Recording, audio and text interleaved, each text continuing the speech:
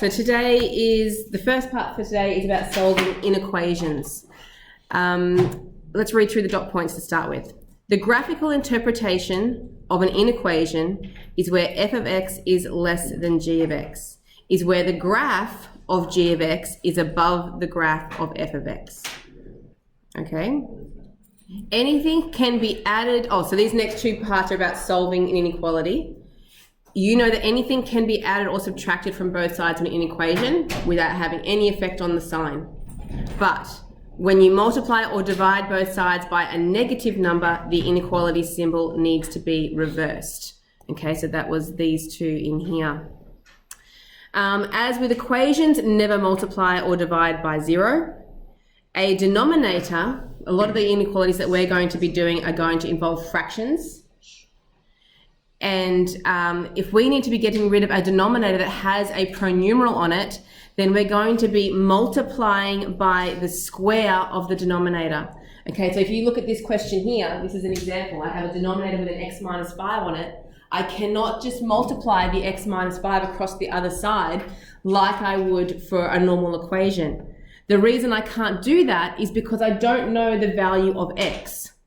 If x was, say, 0, 0 minus 5 is negative 5 on that denominator, and I'm effectively multiplying a negative number across the other side, which would mean I would have to reverse the sign. But what if x wasn't negative? Maybe it was a number bigger than 5 and I'm multiplying a positive number across. Okay, so because we don't know the value of the x, we can't just multiply the x minus 5 across the other side because we don't know if it's positive or negative. But our technique is going to be that we multiply by the square of the denominator, because by squaring that denominator, we're automatically making it positive, which means I don't have to worry about signs needing to be turned around. Okay? All right. If the corresponding equation has been solved and the discontinuities can be found, a table of signs will solve the inequation. Okay, so we'll be using those, and we'll be finding asymptotes and things as well, like we were doing yesterday. Okay, so question 1, if I want to solve the inequality 2 over x minus 5 is greater than or equal to minus 1, and it gives us a technique on how to do it. It says by multiplying through by the square of the denominator. So what I want to do is I want to rewrite my question 2 over x minus 5, but I want to multiply both sides of my equation by the denominator squared. Okay, so x minus 5 squared, and I'm going to do that on the right hand side as well. I have a minus 1 and I'm going to multiply that by x minus 5 squared. Okay, just multiplying the whole equation through by the denominator squared. Now, the left-hand side, that x minus 5 squared is effectively over 1. Okay, so I can cancel my denominator off that one with one of the x minus 5's on the top of that second fraction. So I will have 2 times by an x minus 5 on the left-hand side. And on the right-hand side, I can't cancel anything, unfortunately, but I would be able to move that whole term across to the other side. So I'm going to do that. I'm going to move it across, and I'm going to make it a positive x plus 5 all squared, and that means it's going to be greater than or equal to 0. Now let's expand out. Ooh, that's a minus, sorry. I was going to say expand it out because they were different, but they're not different. They both have an x minus 5 in them. So how about we factorize that further? We'll take out a common factor of x minus 5 out of those two terms. From the first term, I have a 2, plus from the second term, I have an x minus 5. I won't need the bracket anymore, the round bracket that is, like that. And that's greater than or equal to 0.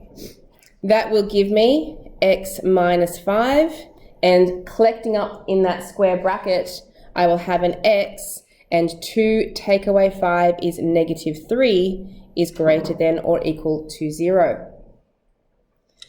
Now, because that is factorized, I can now read off the zeros of that graph. Now, if I were to try and graph that equation, it would be a parabola, okay, 2 brackets. If I was to expand that out, it would be a quadratic. So the x's are also positive, which would mean that it's a concave up parabola, correct? Okay. The zeros are going to be what makes each of those brackets 0. So I'm going to write those down. Zeros are at x equals a positive 5 or x equals a positive 3. So this little sketch is not something that needs to be time consuming. It's just to give us a visual on what is happening. I have an intercept at 3 and an intercept at 5.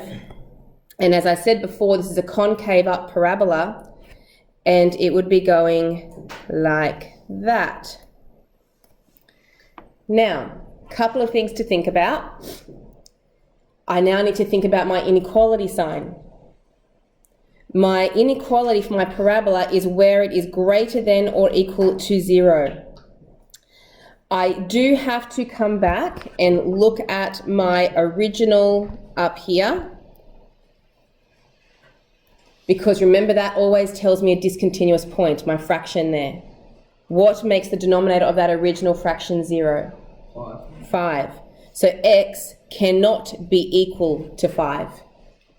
Okay?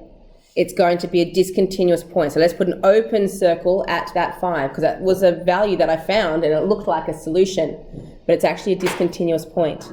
The 3, however, it can be exactly at that point, and I can color that one in as a value.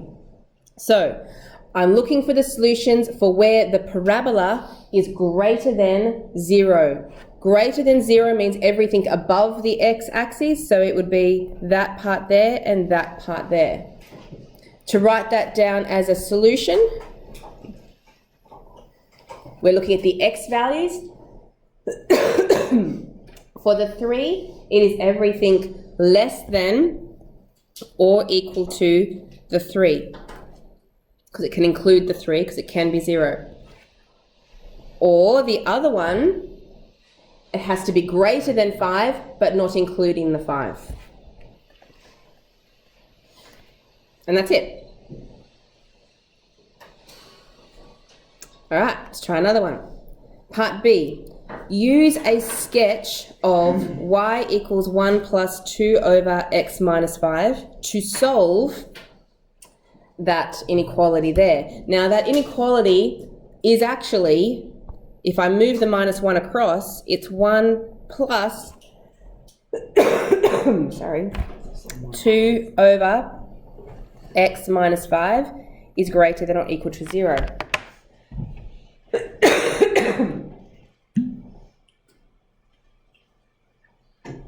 So solving the inequality is going to be finding where the graph is greater than 0.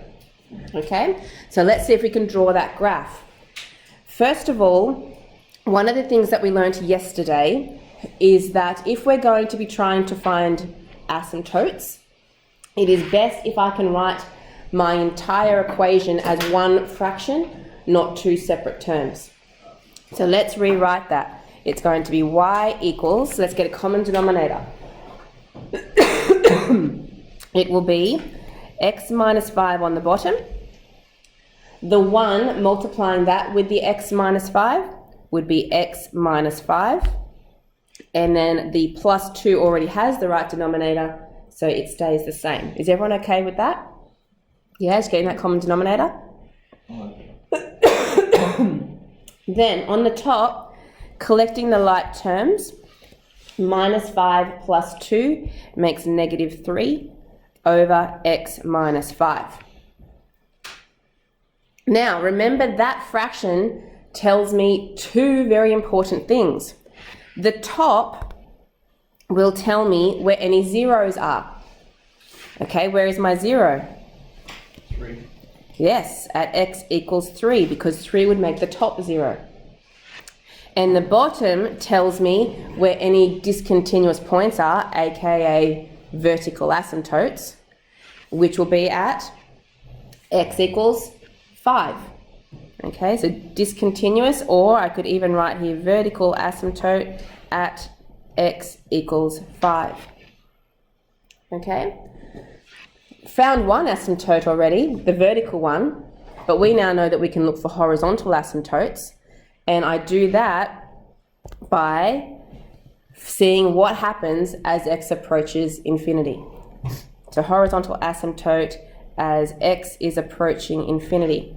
However, before we go and sub in our infinity, we need to rewrite our equation again to divide through by the highest power of x on the denominator, which is just x to the power of 1. So let's divide through. It's y equals x divided by x is 1 minus 3 divided by x over x divided by x is 1 minus 5 over x. And if I now go and sub in that x is approaching infinity, the fraction parts there, the 1 over x, that's basically 0, and the 5 over x, that's also 0. So it's 1 over 1, which means that my y value is approaching 1. So y is going to be approaching 1 as my x values are going out to infinity. I could also do the same thing for negative infinity, and it would work out as the exact same result. I'm not going to do that because we've got limited space in here. Okay, but we get the idea. We've found that horizontal asymptote. Okay, so let's draw what we've got.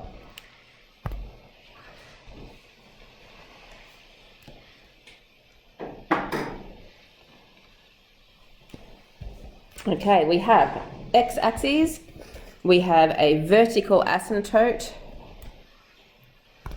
at x equals 5. So I'm going to put that down there. This is not to scale. There's x equals 5, and I write the equation on it. I have a horizontal asymptote at y equals 1. That can be approximately there.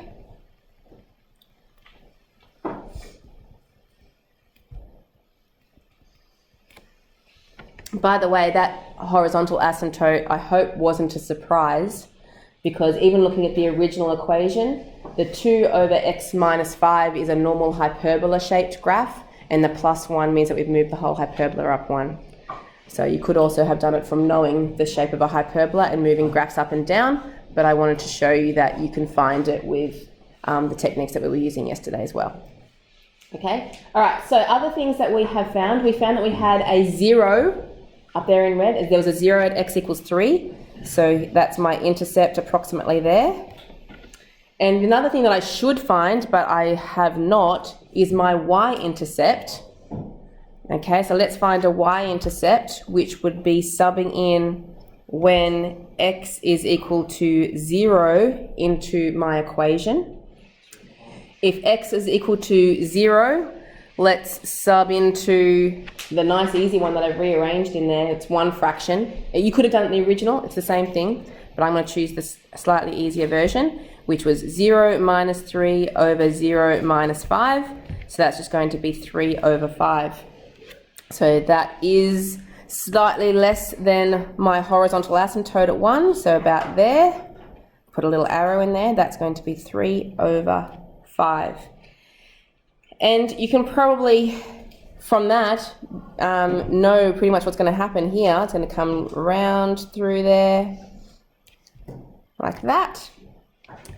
And the other part. Let's sub in a point, just so we know where the other part of that graph is going to be. Why don't we sub in something just to the right of my vertical asymptote? 6, 1 point across, right? If I sub in that x is equal to 6, let's write that down. So let's go, when x equals 6, I'm going to get y equals 6 minus 3 over 6 minus 5. What did you say the answer was? 3. It is, good job. Okay, so here we go at 6, 3. About there is going to be another point, and I'm going to have the other half of my hyperbola coming around like that. Label that point. 6, 3. Okay, so we've drawn the graph successfully, but the whole purpose was to then solve the inequality, which remember I said is when I've rearranged it, is where my graph is greater than or equal to 0. So I've got two parts. This bit in here, from the 3 going over there to the left, that is above the x-axis and would be greater than 0. And all of this, all of that is above 0, isn't it? Okay, so two separate bits. Let's write that down. My solution is going to be that x is less than or equal to 3. It can be equal to the 3 because it can be equal to 0. Or that x is, do you want to have a go? No, not here. I've done that part, this one. I want the x value for that part of the graph.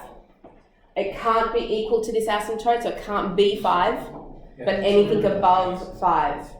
Okay, so it'd be x is greater than 5. Yeah? Okay. Which, guys, you'll see that that is actually the exact same question as question 1a, just use a different technique to get the exact same solutions. So one of them I used by multiplying through by the denominator, the other one I went through the process of drawing the graph of the more complicated hyperbola. Okay, next page. This is solving equations and inequations that involve absolute values. So we know that the absolute value of x means that we're trying to find the distance from the origin, and it's non-directional, okay? So we don't, any negative numbers are going to become positive. There has been a change in here. That should say greater than or equal to in there.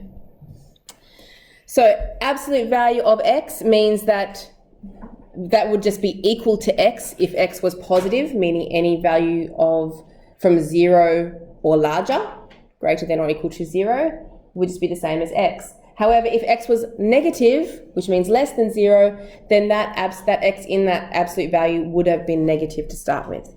Okay? All right, there is 3 different scenarios that we're going to be using.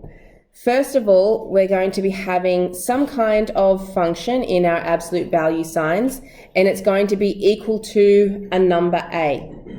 If we have that type of situation, we are going to split our equation so that we have our, whatever our function is, could have been negative a, or whatever the function is could have been a positive a. We're saying the absolute values, it could have been positive or it could have been negative. Okay, that's usually the easiest type because we don't have any inequality signs. They're coming in the next two. All right. In the second one, absolute value of a function is less than a. If you have the less than sign in there, we're going to write that as the function in the middle, and we're going to have the two less than signs on either side of that, and it's going to be between negative a and a. Okay, the less than sign indicates that your solution is always going to be between the positive and negative version of what the value was. Okay, hopefully I know I can see a few little kind of glazed looks, but it does get easier when I show you this. All right, and the last type, if you have the greater than sign in there, we are going to have to split that apart because it will mean that the solutions are pointing away from each other. Okay, the less than means they're pointing towards each other. These will be away from each other. And it will be the function is less than the negative value or the function is greater than the positive value of a. Okay, let's see them all in action now. All right, they're actually in order. So question 2a, I have the absolute value of 26 minus x squared is equal to 10. Okay, equal to, that is the first type. So the first thing we're going to do is we're going to get rid of the absolute value signs, and we just take the function that is inside them, which is the 26 take away x squared, and it's either could have been equal to 10, or that same function, 26 minus x squared, could have been negative 10. Okay, because the absolute values would have taken that minus sign away. All right, now we want to solve each of those to find out what x is. So let's do a little switch here. Let's do minus x squared. Subtracting the 26 would give a negative 16, but then because there's negatives on both sides, we can just cancel those away. Yes, is that all right? Okay, then to get rid of the squared, I will square root, which would be a plus or a minus 4. Okay, let's do the other one. So minus x squared, subtract the 26 across the other side, will make negative 36. But minuses on both sides, let's cancel them out, so they're now both pluses. And square root. So x will be equal to the square root of 36, which is 6, and it will be plus or minus. So there's 4 values that solve that inequality, that absolute value equation, which is plus or minus 4 or plus or minus 6. Okay? Let's now do very similar question. Has the same function, but now we are throwing in an inequality sign, and it is a less than sign.